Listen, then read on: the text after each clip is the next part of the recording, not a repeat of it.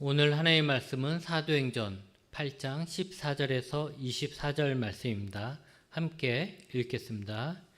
예루살렘에 있는 사도들이 사마리아도 하나님의 말씀을 받았다함을 듣고 베드로와 요한을 보내매 그들이 내려가서 그들을 위하여 성령 받기를 기도하니 이는 아직 한 사람에게도 성령 내리신 일이 없고 오직 주 예수의 이름으로 세례만 받을 뿐이더라.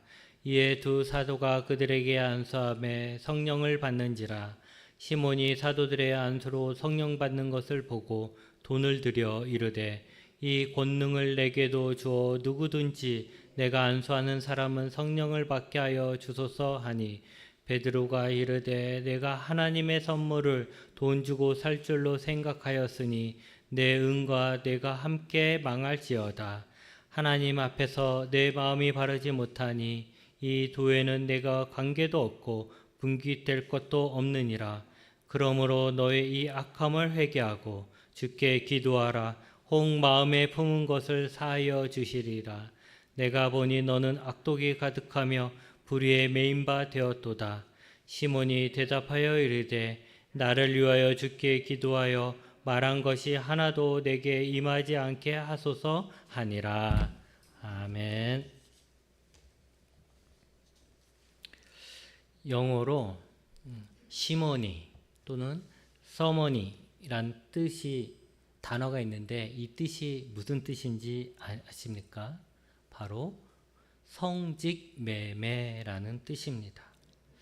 성직을 매매하는 것, 성직을 파는 것을 시모니, 서머니라고 합니다. 왜 성직 매매를 시모니라고 하냐면 바로 오늘 본문에 나오는 이 시몬이라는 사람 때문입니다. 빌립이 사마리아에서 복음을 전할 때 이미 거기에는 시몬이라는 사람이 있었습니다. 그는 사마리아에서 유명한 마술사였습니다.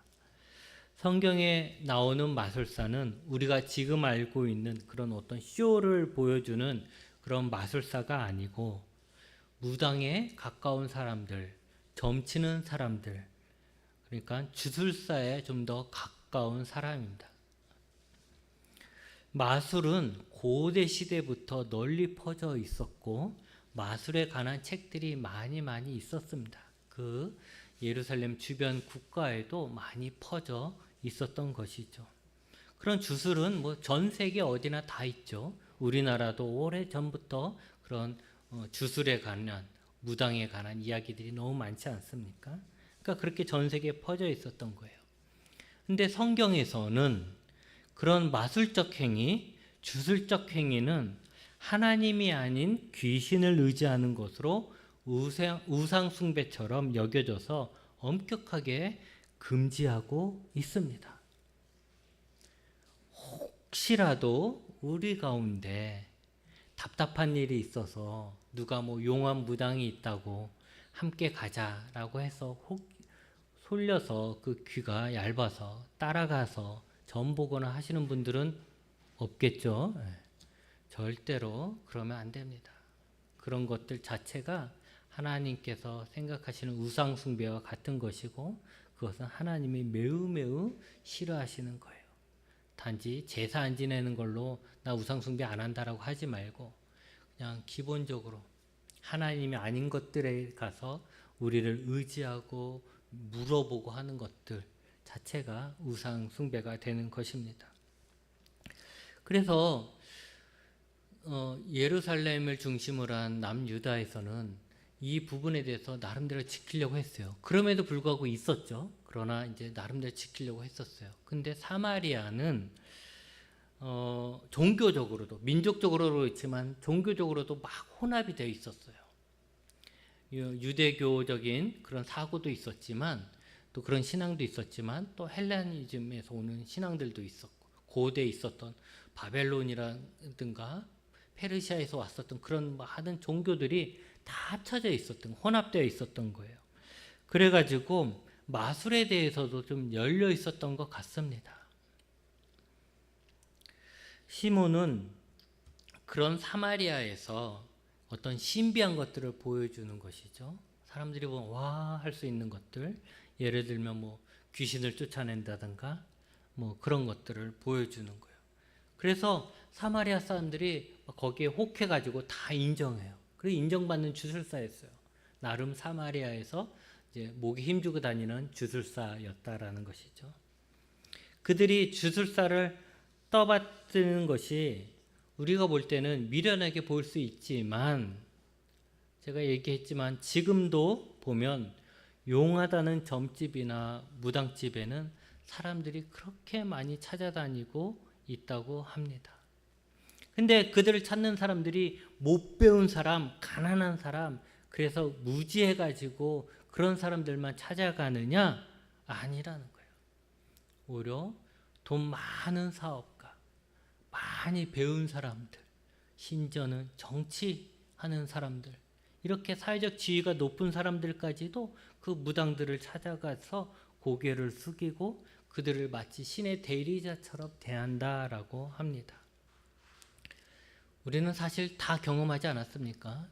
지난번에 대통령 되려는 사람이 무당인지 법사인지 하는 사람의 말을 듣고 손바닥에 왕자를 쓰고 다녔고, 또 대통령이 되고서도 그런 사람들의 말을 듣고 상담도 하고 그들이 시키는 대로 하는 것을 보지 않았습니까? 그래서 그것에 대한 결과를 우리가 다 감당하고 있는 거 아닙니까? 그러니까 무지한 사람만 무당을 찾는 것이 아니고 지금도 수많은 사람들이 그런 무당을 찾아가서 점을 본다라는 것이죠. 그렇게 인정받는 신기가 있다라는 주술사들은 사람들에게 높임을 받죠. 바로 시몬이 사마리아에서 사람들에게 인정받고 높임을 받는 그런 주술사였던 것입니다. 그런데 그렇게 신비적인 힘으로 사람들에게 인정받고 있었는데 빌립이 나타나면서 달라졌습니다. 빌립이 어느 날 사마리아 와서 하나님 나라와 예수 그리스도에 대해서 막 전하면서 전도를 하는 거예요. 근데 이게 그냥 말로만 전도해서 끝나는 것이 아니라 빌립이 전도할 때마다 많은 기적과 이적이 나타나는 거예요. 귀신이 떠나는 거죠. 병든 자들이 다 낫습니다. 그러니까 사마리아 사람들이 또 다시 빌립에게 다 몰리는 거예요. 쏠리는 거죠. 막 따르기 시작합니다. 근데 빌립은 그들에게 이제 복음을 전하고 그들에게 믿음을 확인하고 세례를 줬어요. 그래서 빌립이 그들에게 세례를 줬습니다. 시몬도 이제 빌립의 이야기를 들었을 거 아닙니까? 그리고 빌립이 행하는 것을 봤겠죠. 그러면서 자신도 놀라는 거예요. 나보다 더 나은데? 내가 섬기고 있는 어떤 신보다 더 나은데? 나보다 더 능력이 좋은데? 이런 거예요. 시몬은 빌립을 동종업계 사람으로 본 거죠. 동종업계 사람이 왔는데 그 사람이 나보다 실력이 더 좋아. 그래서 나를 따르던 사람들이 이제 다 그 사람을 따라. 이랬을 때 어떤 사람은 빌립하고 싸우려 하겠죠. 그런데 이 시몬은 그러지 않았어요. 인정을 했어요. 빌립의 능력을 인정했어요. 그리고 오히려 자기가 빌립이 전하는 예수님을 믿고 빌립을 막 따라다녔습니다. 그러면서 빌립이 행하는 여러 가지, 빌립으로 통해 이루어지는 하나님의 여러 가지 일들을 보게 되는 거예요. 여러분, 전도할 때 무당들을 전도하는 것이 어떤 면에서 더 쉽다라고 합니다. 왜냐하면 그들은 이미 영적 존재를 믿고 있기 때문에 그런 것이죠. 그러니까 믿음의 대상이 다를 뿐이지 믿는다라는 거예요. 사후세계도 믿고 영적 존재에 대한 걸 믿기 때문에 그들에게 믿는 대상만 바꿔주면 된다라는 것이죠. 종종 무당이었던 사람들이 교회에 등록해서 신자가 되는 경우가 있습니다. 그럴 때 그들은 귀신이 무서워서 이제 자기가 신당을 차리잖아요. 그리고 거기서 막 점을 봐주고 막 그랬잖아요. 근데 이제 자기가 예수님을 믿기로 했으니 그러면 그 신당을 없애야 되잖아요. 근데 이 무당들은 자기 신당을 못 부신다고 그러네요. 무서워서. 해를 받을까봐, 귀신에게 해를 받을까봐 못한다고 그래요. 그러면 누가 해야 됩니까? 목사가 가서 해야 되는 거죠. 목사가 가서 이제 그 신당에 있는 것들 다 버릴 거, 태울 건 태우고 버릴 건 버리고 막 이렇게 해서 정리를 해주고 이제 그 사람을 신자로 받아들이기도 합니다. 어떤 사람은 문제가 생겨서 무당을 찾아갔대요. 그랬는데 그 무당이 하는 말이 당신은 교회 나가야 합니다. 당신은 교회 나가서 예수 믿어야 됩니다. 라고 해가지고 교회에서 집사가 된 사람도 있습니다. 어떤 사람은 이 사람이 무당이었는데 뭐 할아버지 귀신을 섬겼나 봐요. 뭐 할아버지를 섬겼다 그래요. 근데 자신이 섬기는 할아버지 귀신이 교회 나가라고 해서 자기가 교회 나갔다라고 하는 사람들도 있습니다. 절에 다닌 사람도 마찬가지죠. 1년에 한두 번 가는 그런 사람들 말고 정말 자주 절에 가서 절하고 열심히 절을 찾아가는 사람들, 그들도 그들의 무속적인 성향으로 인해서 그들이 절의 부처를 믿는 것이 아니라 하나님을 믿기 시작하면 정말 열심히 잘 다니면서 믿는다라고 합니다. 즉 자신이 섬기는 신, 귀신을 버리고 하나님을 섬기는 것이 어려워서 그렇지 그들이 하나님의 능력을 알게 되면 교회에서도 열심히 신앙생활을 하는 것을 보죠. 그런데 여러분, 문제는 그들은 영적 능력에만 초점이 맞춰져 있다라는 거예요. 그들이 하나님을 찾는 것도 자기가 믿는 신보다 하나님이 더 세니까 하나님을 찾게 되는 거죠. 그러니까 이 능력, 힘, 신비한 힘, 여기에 이제 초점이 맞춰져요. 그래서 그런 것만 쫓아다니게 되는 거죠. 신비한 거, 능력 이런 것만 쫓게 되는 거예요. 시몬도 그런 사람이었습니다. 세례도 받고 열심히 빌립을 따라다녔어요. 그렇다는 것은 이도 어쨌든 예수님을 믿었다는 거 아니겠습니까? 그런 시몬이었지만 어느 날 예루살렘에서 베드로와 요한이 왔어요. 사마리아 사람들이 예수님을 믿는다는 소문을 이제 예루살렘에서도 들었을 거 아닙니까? 그러니까 예루살렘 교회에서 듣고서는 이들에 대해서 알아보라고, 이게 처음 있는 일이니까 이들이 정말 예수님을 믿고 있는 것인지 하나님이 인정하시는 그런 자들인지 하나님이 구원하시려는 자들인지 알아보라는 거죠. 그래서 베드로와 요한을 파송한 거예요. 과연 사마리아 교회, 그러니까 사마리아에서 예수님 믿고 있는다고 세례받은 사람들은 하나님이 인정하시는 분들일까? 인정하시는 것일까? 라는 문제.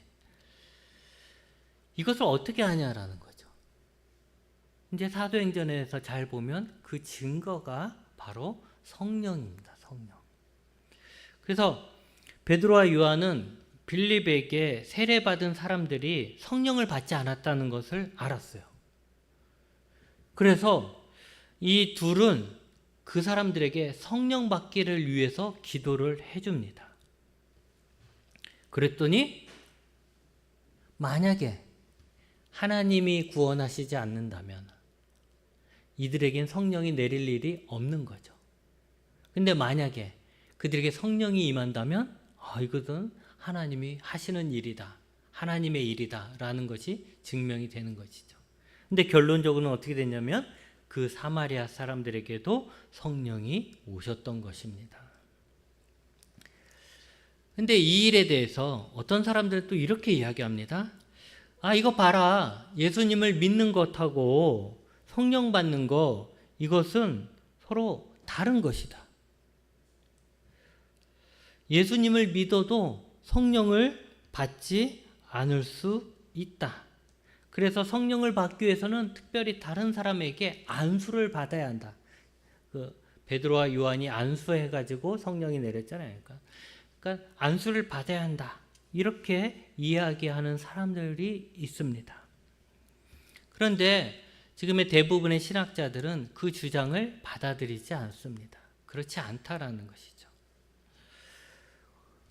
일반적으로는 우리가 예수님을 믿을 때 성령의 역사하심이 있는 거고 그때 성령님이 이미 우리에게 오신 거다, 이렇게 이해를 합니다. 그래서 성령이 우리의 구원의 역사를 하신다라는 것이죠. 그러면 오늘의 본문의 이야기는 뭐냐라고 했을 때 오늘 본문의 현상은 사마리아의 특수한 경우다라고 말을 합니다.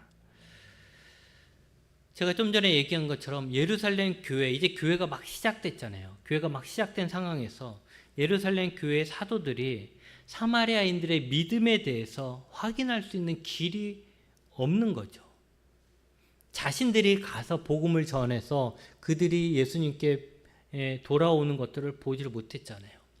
또 이들의 사고는 아직도 유대인적 사고가 있기 때문에 하나님의 구원은 우리 유대인들에게만 갇혀져 있는 거죠. 근데 이걸 사마리아로 넘어가는 과정에서 과연 이게 하나님이 이 일을 하시겠느냐라는 거, 하셨겠느냐라는 거에 대한 증거가 필요한 거예요.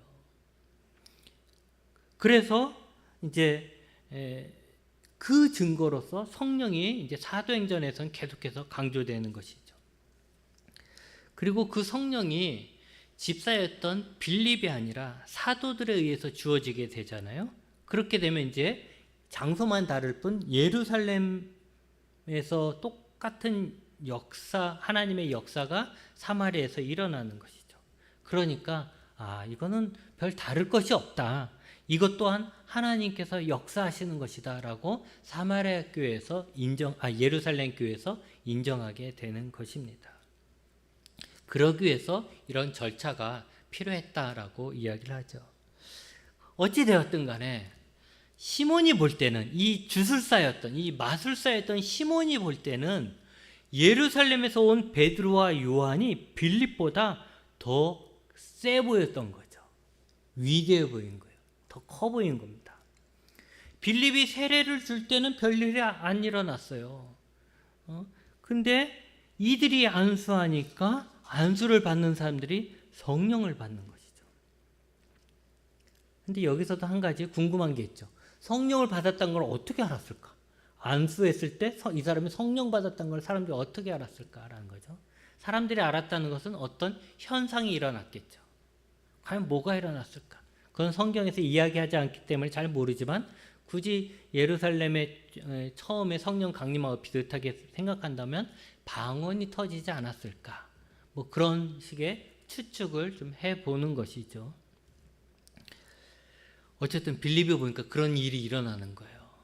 시몬이 보니까. 그래서 시몬은 이 아직 주술사의 마음을 버리지 않았잖아요. 이 주술사의 마음으로, 무당의 마음으로 베드로와 요한이 가지고 있는 저 기술, 그러니까 사람들에게 성령을 줄 수 있는 저 안수 기술을 배우면 자신도 원하는 사람들에게 성령을 줄 수 있겠구나.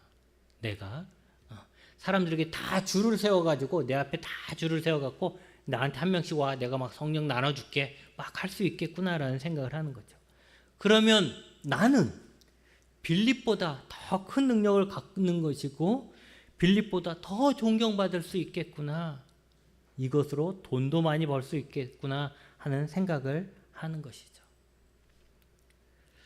그래서 시몬은 베드로에게 딜을 합니다. 거래를 해요. 얼마면 이거 나한테 팔겠냐? 얼마면 이 성령을 주는 능력을 나한테 팔겠느냐? 내가 돈으로 사겠다라고 이야기합니다. 시몬은 계속해서 상상하고 있는 거죠. 자신에게 안수를 받으려고 오는 많은 사람들, 그리고 그들은 자신에게 다 머리를 조아리고 있고 자신은 멋지게 그들에게 안수해서 성령을 막 나눠줍니다. 그러면 그들은 더더욱 시몬을 신령한 사람이라고 떠받들고 자신은 마치 신처럼 살 수 있을 것을 상상하는 거죠. 이런 좋은 능력이라면 아무리 비싸더라도 자신이 사야겠다라고 생각을 하는 것입니다. 그런데 베드로는 시몬을 크게 책망합니다. 성령은 뭐라고 그랬어요? 하나님의 선물이다라고 하는 거예요. 이 말은 성령은 누가 주고 말고 하는 것이 아니고 사람의 것, 심지어 안수한 사도들의 것도 아닌 누구의 것이다? 온전히 하나님의 것이다 라는 거예요. 그러니 시몬은 하나님의 것을 탐하는 거예요. 그래서 그것을 하나님의 것을 돈으로 매수하려고 했었던 것이죠. 그러니까 베드로는 돈으로 하나님의 것을 사려고 한 그 시몬은 돈과 함께 망할 것이다 라고 말을 하는 것입니다. 그리고 그런 마음을 가진 시몬은 예수님이 구원하시는 이 일에, 구원의 사역에 아무런 자리도 없다, 상관도 없다, 네 자리는 여기 없어, 이렇게 얘기하는 거예요. 얼마나 무서운 이야기입니까? 그러면서 또 회개하라고, 기도하라고 권면도 해줍니다. 여러분, 시몬은 하나님의 선물, 하나님의 것, 구체적으로는 성령, 또 성령을 주시는 것을 돈으로 사려고 했습니다. 그래서 성직 매매를 이 시몬의 이름을 따서 시몬의 Y자만 붙여서 시몬이라고 하는 것입니다. 여러분, 사실 지금도 시몬 같은 사람들이 얼마나 많이 있습니까? 주술사의 마음으로 하나님을, 특히 성령을 바라보는 것입니다. 여러분들 그런 생각 해본 적 없습니까? 내가 막 기도하고 안수할 때마다 사람들이 다 낫고, 내가 안수할 때마다 사람들이 다 성령을 받으면 얼마나 좋을까? 그러면 사람들이 다 진짜 시몬처럼 사람들이 다 줄을 쓸 텐데, 그런 생각 해본 적은 없으십니까? 저는 그런 생각 해본 적이 있습니다. 내가 성령의 능력을 받아서 안수하는 자마다 다 병이 낫고 성령이 충만해지고 사람들도 막 방언 못한 사람들이 막 방언하고 이러면 얼마나 좋을까? 그러면 많은 사람들이 나를 만나러 오겠지? 그러면 우리 교회에 막 사람들이 많이 모여들겠지? 그런 생각하는 거죠. 그러면 사람들이 나를 신령한 능력 있는 종이라고 해서 막 존중해 주겠지?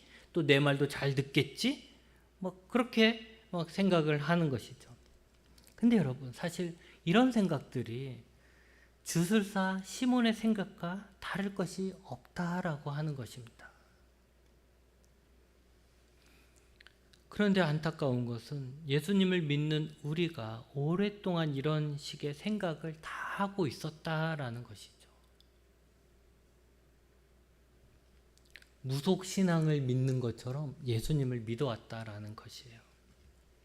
한때 하나님의 말씀을 전한다는 자들, 특히 성령 운동을 한다는 부흥사들을 보면 다 그렇지는 않습니다. 다 그렇지는 않지만 많은 사람들이 성도들 앞에서, 특히 부흥회라든가 이런 집회할 때 보면 성도들 앞에서 얼마나 왕처럼 그러는지 모릅니다.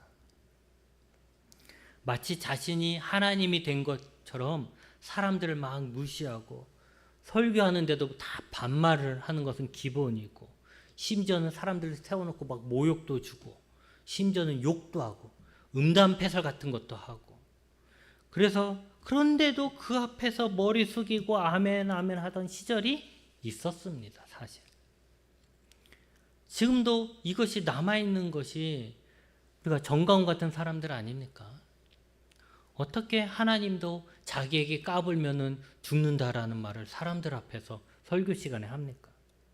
또 성도들을 마치 자신의 종처럼 여기고 사람들을 불러다가 사람들 앞에서 머리 박으라고 시키고, 또 그러니까 머리를 박고 있어요. 그 나이 많은 사람들이. 그렇게 신앙생활을 한 거죠.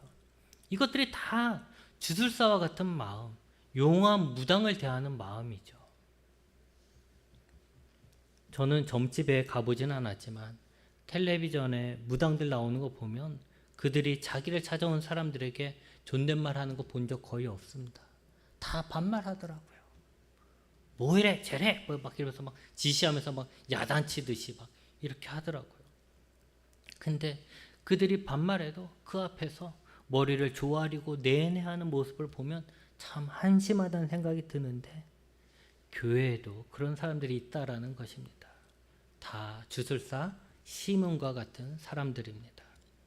이들은 돈으로 하나님의 선물인 성령을 살 수 있다 생각하고 돈으로 그것을 파는 사람들입니다. 이 사람에게 잘 보이면 이 사람에 의해서 내가 성령을 받을 수 있다라고 착각하는 사람들입니다. 성령이 마치 어떤 한 사람의 소유물처럼 여기는 사람들입니다. 하나님의 선물인 성령을 마치 자기 것인 양 자기가 누구에게 준다라고 생각하고 있는 사람들입니다. 그리고 그 신령한 사람에게 성령을 받기 위해 머리를 조아리고 무조건 아멘 아멘 하는 사람들이 있으니까 지금까지도 사이비들이 판을 치는 것입니다. 베드로는 성령을 인간이 마음대로 매매할 수 있다라고 생각하는 사람은 하나님 나라에 들어갈 수 없다라고 하는 거예요. 하나님 나라에는 그들의 자리가 없다라는 것입니다.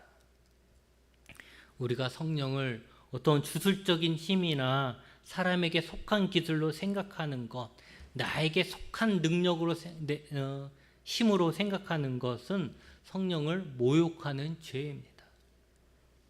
여러분, 우리가 사람에게 나타나는 어떤 능력이나 기도의 효험 같은 이런 무속신앙적인 믿음에서 벗어나서 신앙생활을 하려면 우리에게는 성경을 읽고 성경을 배우려는 마음이 있어야 합니다. 예수님을 인격적으로 만나고 하나님의 말씀을 기반으로 한 신앙이 되어야만 합니다. 예수님 또한 예수님의 이적을 보고 몰려드는 사람들이 예수님을 막 믿으려고 했었죠. 그런데 그들을 인정해 주지 않았습니다. 왜냐하면 예수님은 아신 것이에요. 기적을 쫓는 사람들이 말하는 믿음이 얼마나 모래성과 같은지 아신 것이죠. 여러분, 배고픈 사람이 오병이어의 기적을 맛보았습니다. 굶주린 사람이 끝도 없이 나오는 음식을 봤다는 거예요. 그 예수님이 그렇게 하는 걸 봤다는 것이죠. 그러니까 이 체험을 하고 나니까 야, 예수님은 우리의 왕이다 해갖고 왕으로 삼으려까지 했지 않습니까? 그만큼 이 사람들은 예수님을 인정한 거죠. 최고로 인정한 거예요. 그런데 그런 사람이 과연 예수님과 함께 굶주려야 한다면 그때도 예수님을 왕으로 삼으려 할까요? 내가 예수님 믿고 따라왔더니 계속 굶네? 그러면 내가 뭐 예수님을 왕으로 삼을 필요가 있을까? 하는 생각하지 않겠어요? 병이 나와서 예수님을 믿는 사람이 나중에 다시 병이 들거나 아니면 힘없이 십자가에 매달려 있는 그 예수를 본다면 과연 똑같이 믿을 수 있을까요? 여러분, 우리가 경험한 어떤 신비한 능력이 예수님을 믿는데 시작이 될 수 있습니다. 하나님이라는 존재가 있나 보다. 정말 하나님은 살아계시는가 보다. 라는 것을 느낄 수 있는 그 시작이 될 수는 있죠. 그런데 그것은 말 그대로 시작인 거예요, 이제. 우리는 우리의 기도를 들어주시는 놀라운 은혜도 사실 경험하지만 반대로 우리의 기도에 침묵하시는 하나님을 경험하기도 합니다. 우리가 예수님과 함께 영광을 누리길 소원하며 살지만 우리에게는 예수님과 함께 감당해야 될 고난도 있습니다. 이 모든 것을 단지 예수님을, 성령님을 용한 무당처럼 생각하는 자가 감당할 수 있겠느냐라는 것이죠. 목회자들을 바라볼 때도 마찬가지입니다. 목회자들이 신령한 사람들이 아닙니다. 그들이 성령을 막 나눠주는 사람들이 아니에요. 하나님이 저에게 성령을 주시고는 너가 신자들에게 안수를 통해서 나눠줘라 하시지 않았어요.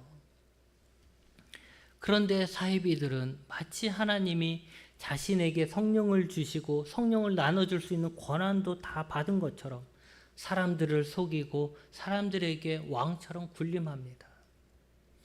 그래서 그런데도 수많은 사람들이 거기에 속아서 사이비 교주 같은 자에게 당하는 것을 봅니다. 여러분, 우리 안에 마치 목사를 무당처럼 생각하는 것도 버려야 합니다. 무당들은 자신들이 신령해서 다 아는 것처럼 마치 자신이 그 신이 된 것처럼 사람을 대해야 하죠. 그래야 계속해서 사람들이 찾아오는 거잖아요. 사람들이 무당을 찾는 이유는 뭐겠어요? 그 신 때문에 찾아오는 거잖아요. 신기 때문에 찾아오는 거잖아요. 그러니 사람들 앞에서 항상 센 척을 해야 돼요. 뭐 내가 섬기는 어떤 신이 나를 이렇게 도와준다, 어떻게 한다, 이렇게 얘기한다, 막 이렇게 내 신의 말을 안 들어서 이런 저주를 받았다, 이런 말을 막 해야 돼요. 세게 보여야 되는 거죠. 예전에 어떤 목사님이 저에게 이런 말씀을 해주셨습니다. 목사가 아픈 것을 티내면 안 된다. 목사가 병이 들면 성도들이 시험 받는다. 왜 그럴까요? 목사를 무당처럼 여기서 그래요. 신령한 무당이 아프다? 그러면 실력 없는 무당인 것이죠. 마찬가지로 목사님이 아프다? 그건 성령 충만한 것이 아니고 신령하지도 않고 실력도 없는 목사라고 생각한다라는 거예요. 여러분, 하나님의 것을 내 것으로 만들 수 있다라는 생각 버리셔야 합니다. 특히 성령은 하나님의 것으로 하나님이 주시는 것이고 그 성령이 바로 하나님이십니다. 우리는 하나님께 성령을 받는 거예요.